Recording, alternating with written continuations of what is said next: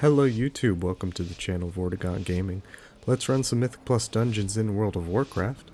Today we will be watching back a Darkheart Thicket level 21 that I ran as an Arcane Mage. The weekly affixes are Fortified, Volcanic, and Spiteful. I will be doing my best to give an overtalk of the dungeon run. If you are into that kind of content, feel free to like the video and subscribe to the channel. So this is going to be a pretty quick dungeon run. I feel like most of this dungeon is pretty straightforward and pretty easy to deal with. It is a fortified week, so the bosses are not too bad. And even though it is a fortified week, there are only really one or two pulls that I think will give us trouble. One of them being this first pull right here. That's why we popped Bloodlust on this first pull right here, as the tank said so in the chat. This is a typical pull to pop Bloodlust in on anyway. I've been popping Bloodlust on this pull every time I've been running this dungeon at a, relatively higher key level. Level 21 isn't too high of a key considering the, the item levels that all the players in our group have. But it is a high enough key where we do have to worry about doing the dungeon mechanics properly and not dying. Anyway, that first pull went pretty well. No one died there, so that's always a good sign, having a good first pull of the dungeon. And from here on out, there's pretty much not going to be another bad trash pull up until maybe the one right before boss number 2 with all those kind of walking stick figures. I forgot exactly what those ads are called, but you'll see when we get to them. Anyway, we're going to go ahead and go into this pull right here. There's not too much to worry about. This guy, I believe he casts Despair and also Star Shower. It's best to kick those, maybe stun him out of the cast, but it's not too big of a deal. Those swirlies on the ground can be sidestepped. And kind of the tank's job is to make sure those other ads don't, run into any of the other players. Basically just aim them at a wall so they run into the wall instead. But these guys are about to go down pretty quickly here. One thing to watch out for this week is the Spiteful affix. After, the trash mobs die, they will spawn a ghost that will run after a player. You'll see some fixation eyes on someone, like right here. You don't necessarily have to kill them, since they do lose health over time, over the course of, I believe, like 8 seconds. So as long as you run far enough away from them, they won't give you any trouble. I also have Frost Nova, so in the case where we have taken care of the trash mobs and all we're dealing with are the ghosts, the Spiteful ghosts, I can hit Frost Nova, lock them in place, and run away from them. And most of the time that's good enough to deal with them. Maybe there's a point in time or two where I want to burn them down quickly so I can get on a mount. But I don't think we're going to have to do that much here, since most of the trash mobs are near each other. You'll see the Druid is writing some stuff in chat, making sure that everyone's on the same page with our routing. In a couple of minutes here, maybe in like 1 or 2 minutes here, we are going to be skipping a trash mob, namely the 2 bears at the end of this hallway right here. Those 2 bears are a bit of issue to deal with on fortified weeks. I've pulled them occasionally. I've pulled them sometimes on tyrannical weeks, but in general, they are a bit much to deal with. And so this tank in this group is actually going to skip those 2 bears at the end of this hallway right here. So since that's the plan, what I'm doing right now is I'm making sure that I'm only using the cooldowns. I'm only using the major cooldowns that I need to in order to deal with this pack. But I'm also making sure that the cooldowns have a low enough cooldown that I'll have them up and ready to go by the time we get to the first boss room, which is right after these bears. Since it is a fortified week, it does take a little bit to burn the ads down. So I'm not too worried about burning cooldowns, since it will take some time to burn the ads down, which allows me some time which gives me some time to get some of those cooldowns back. You'll see that the cooldowns that I used on the last pull are pretty much ready to go on this one. Also, you'll see that my Bloodlust is off cooldown, even though I do have the Bloodlust debuff that normally prevents people from getting Bloodlust more than once every 10 minutes. I am using the personalized Bloodlust talent, so I went ahead and hit Bloodlust. In this case, it's actually called Time Warp, since I am a mage. Also, DK wasn't necessarily standing in the best position, so he died there. I think we are going to get a B-res in a couple seconds, right here. But anyway, since I do have the personalized Bloodlust talent, I pop Bloodlust right here so I can use it on this boss, do some extra damage on this boss, maybe burn him down a bit quicker. It is a fortified week, so the bosses aren't as buffed as they could be. So it's not too much of an endurance test, even though we are running this at a level 21.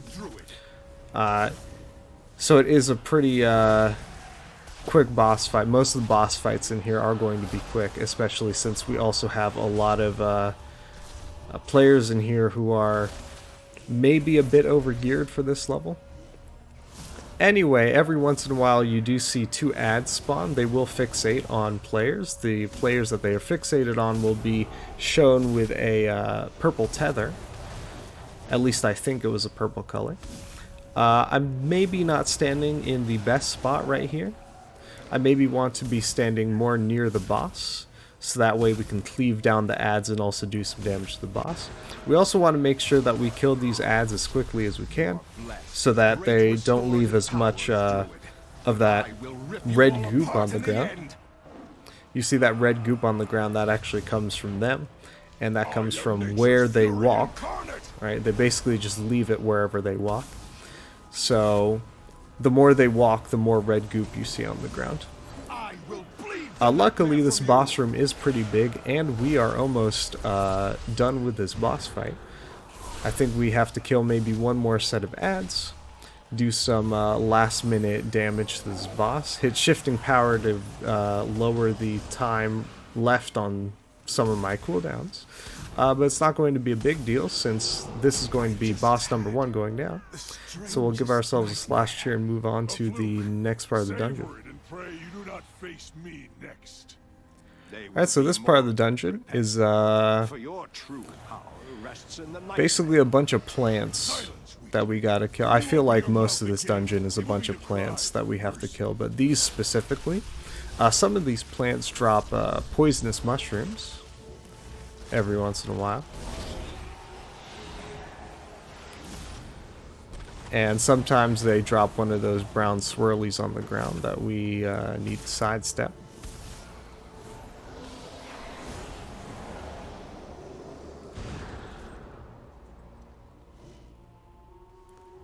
Alright, it looks like we are going to walk by this. Yeah, if I can, you know, not run into the map geometry, that would be great. Anyway, we are going to go by that pack of trash mobs right there. And we're going to go deal with these at the beginning of this roundabout right here. I do have... Oh, actually, no, I used some of my cooldowns earlier.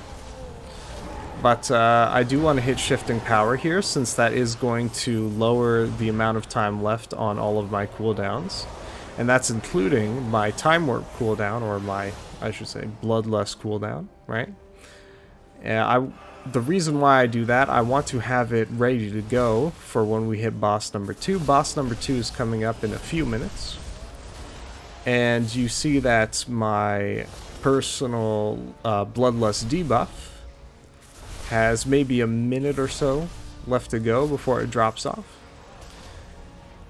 And so by the time my Bloodlust debuff drops off, I want to make sure that I have the actual spell to use off cooldown. Right. We'll go ahead and sidestep all these shrooms right here.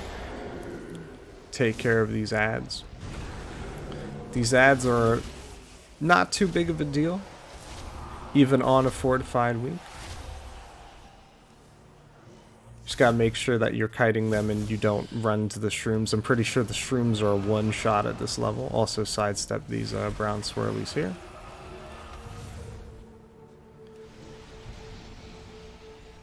We'll go ahead and pop a burn here. If you don't know how to play Arcane Mage is actually pretty simple, at least foundationally. There are two phases to your rotation. There's the burn phase and the conserve phase. The burn phase is you apply Radiant Spark to a target, cast 5 spells on the target, one of them being Arcane Barrage. And as the barrage is traveling to the target, you apply Touch of the Magi to the target. The idea is that Radiant Spark and Touch of the Magi both give you burn windows to do as much damage as you can to the target. And then once Touch of the Magi drops off, you go into your conserve phase, which is basically just use your spells in such a way that you have enough mana for your next burn phase. If you want more details, there are enough guides on YouTube. But as long as you do the dungeon mechanics the right way and you don't die to stuff, timing a dungeon should be no problem, even if you're running a dungeon above, let's say, a level 20. You don't really have to worry about the details too much until you're really pushing like the higher level keys, right? But speaking of dungeon mechanics, this is arguably the only other pull in this dungeon other than maybe the first pull where, I do feel a little iffy about it. Every single one of these ads right here has that Tormenting Eye cast, I believe it's called. And you want to kick those as much as you can. I have Dragon's Breath, I have Counterspell, I have, I forgot the other one, but it knocks them back. And you'll see that I use them all on that pack, and even that wasn't enough to kick all the casts. Some of those casts still got off on some of the people, but luckily we were able to get by that without too much difficulty. And now we're on boss number 2. Go ahead and pop here on pull, go into a burn. Here the main mechanic is basically he'll spawn a couple of roots around everyone's feet every once in a while. You just want to sidestep those so you don't, get ensnared in them. And then if you don't kill them in time, he'll actually uproot them and then that will spawn ads. It's a pretty straightforward fight. Yeah, every once in a while he'll also take the tank and throw him at someone.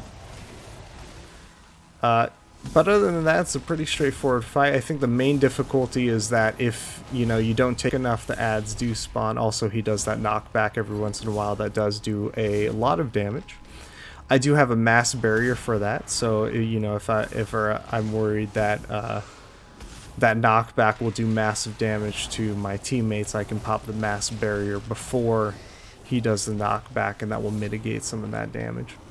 But anyway, the only other problem part in this boss pull is maybe when he uproots the roots on the ground. And if we haven't dealt with those will spawn ads, and then we'll just have to cleave those ads down. It might be a little bit of an issue for the tank to get aggro on them, since the ads are going to kind of spawn all around the place, since the roots generally spawn around the place. Other than that, this is not too bad of a boss fight, especially since it is only a fortified week. And yeah, I think the proof of that is that we just killed it right here, so we're gonna go ahead and give ourselves a slash cheer and head on to the next part of the dungeon. So this part of the dungeon, pretty straightforward.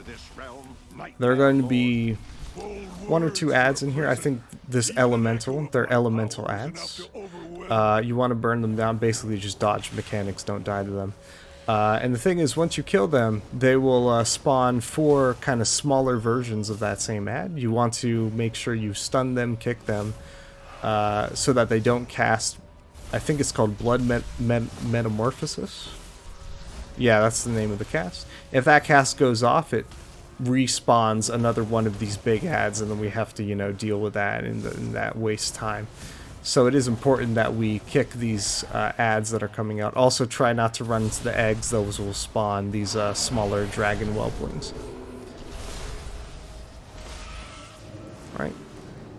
One thing that does make it a little bit harder this week is the Spiteful Affix. It does spawn at the same time that these smaller ads also spawn from the trash mob.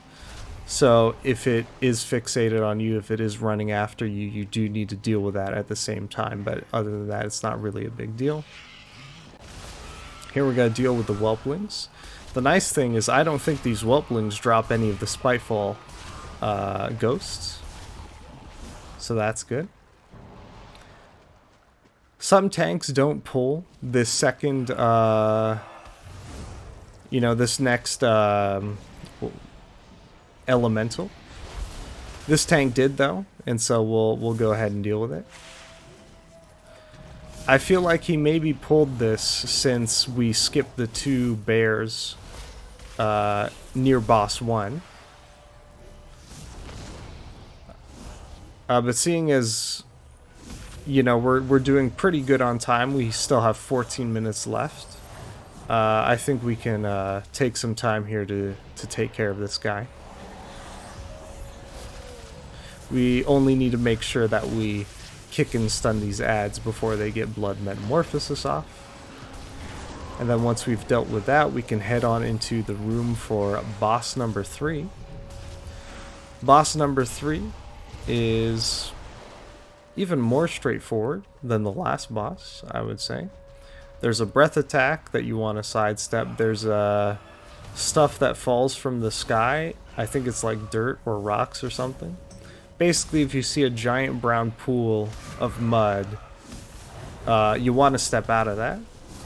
And then every once in a while, this dragon will cast, downdraft, and that will push you back. And so you want to run toward the boss so that you don't run into any of the eggs lining the edges of the room. Since if you hit those eggs, that will spawn a whelpling, and then you'll have to deal with ads. Either way, it looks like we have Bloodlust off cooldown. Even though we do have the debuff, we can give ourselves personalized Bloodlust. I think I give myself personalized Bloodlust in a couple seconds. I'm pretty sure I do it. Right? Yeah, right here. We're going to go ahead and go into a burn. Also sidestep that Volcanic. Alright. Breath of Corruption is coming out.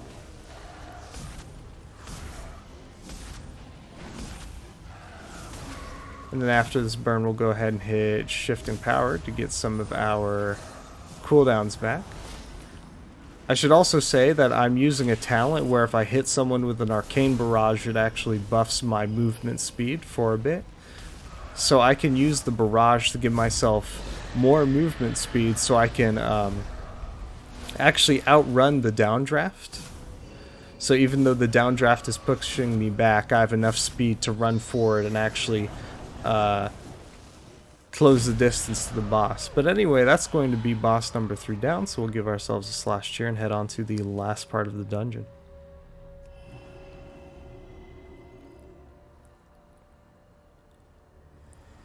And from here on out, the ads, as long as you kick them and stun them appropriately, they are this is smooth sailing for the most part.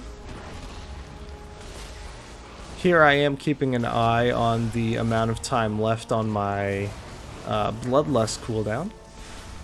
I want to make sure I have that ready to go for the last boss of the dungeon. I want to make sure I have that ready to go before my Bloodlust debuff falls off, or the, everyone else's Bloodlust debuff falls off.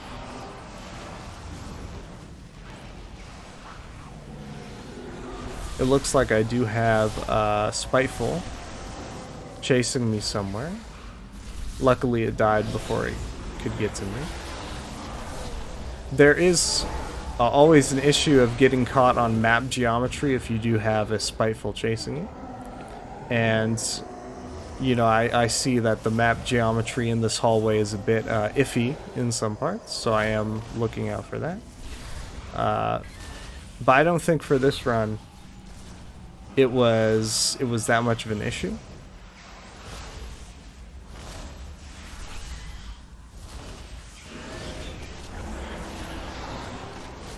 All right. think after this we have one last pull before the boss. This last pull is maybe the hardest of this hallway, but it's still fairly easy if we compare it to all of the other pulls in this dungeon. This is maybe the third hardest pull, but it's a very far off third pull. Pulls number 1 and 2, which were, you know, the first pull of the dungeon and the last pull before boss number 2, I think just on a difficulty scale were much harder than even this one right here.